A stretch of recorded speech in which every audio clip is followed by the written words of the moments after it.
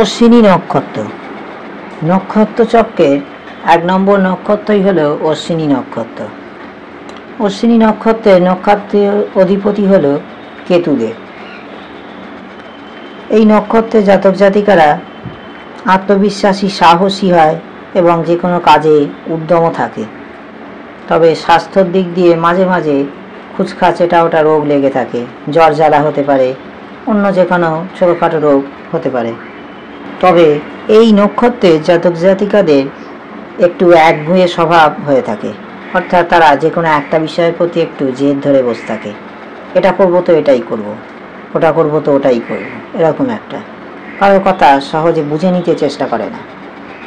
একগুঁয়ে ও জেদি প্রকৃতির স্বভাব থাকার সাথে সাথে এরা কিছু কিছু সময়ে একটু হয়তো অলসও হয়ে পড়তে পারে। হবেই এমনটা নয়, তবে হতেও পারে।